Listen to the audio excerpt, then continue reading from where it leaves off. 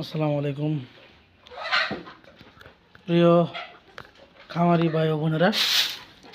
আমার খামারে পর্যাপ্ত পরিমাণ গ্যাস হয়েছিল। বেশ কিছুদিন ঠান্ডা থাকার কারণে, রোদ্রে না ওঠার কারণে লিটারগুলো একদম প্রায় কাদার মতো হয়ে গেছিলো।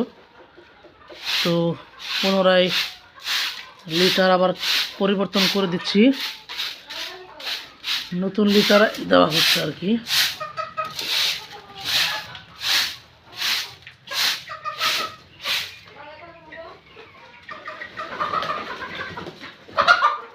আমি একটা কাজের লোক নিছি, কিন্তু কাজের লোকটা আসতেছে না। পান খাওয়াই ব্যস্ত। ময়মনসিংহে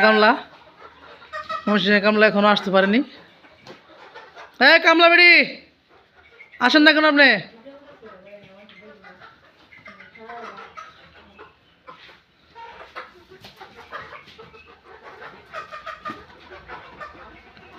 আপনারা জানেন যে খামারে যদি গ্যাস হয় তাহলে আমার কিন্তু মুরগিগুলো অসুস্থ হয়ে যাওয়ার সম্ভাবনা বেশি থাকে।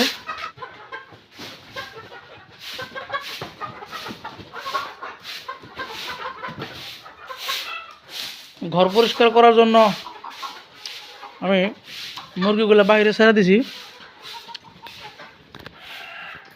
এটা দেখতেছেন, মুরগিগুলো বাড়ির পিছনে কলা বাগান আছে, কলা বাগানে বের করে দিছি আর কি। সব মুরগি আছে,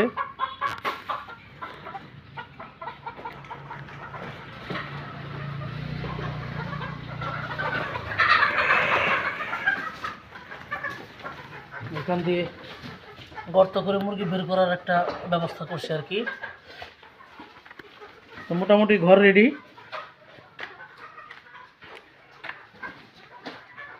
এখন আমরা ঘরের ভিতরে মুরগির যে খোয়াটা আছে, খোয়ারের ভিতরটা পরিষ্কার করব।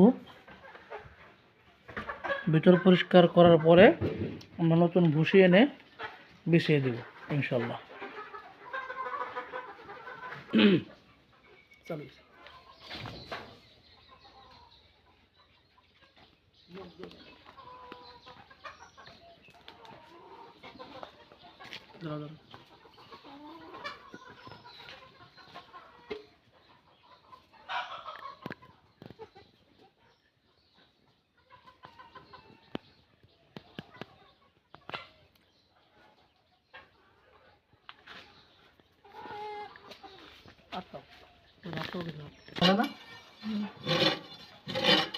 এগুলো শীতের জন্য এতটা নষ্ট হয়েছে যে একদম ভিজে ক্যাপচার হয়ে গেছে।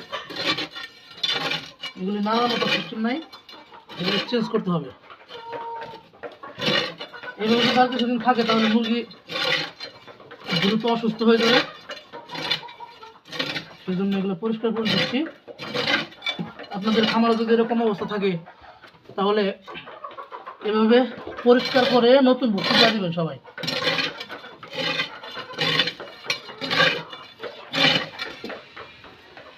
এই লিটারগুলো যদিও একটু ঝরঝরা টাইপের আছে, কিন্তু এই লিটারগুলোর মধ্যে অনেক গ্যাস জমে গেছে, যার কারণে আমরা সম্পূর্ণ ভুসি লিটারগুলো আমরা চেঞ্জ করে দিচ্ছি, তাতে কোনো প্রকার গ্যাস এই ঘরের ভিতরে না থাকে। ভুসিগুলি পরিষ্কার করে রোদ্রে দিয়ে তারপরে ইনশাল্লাহ খামারে দিবেন, এতে করে লিটারটা অনেক দিন লাস্টিং করবে।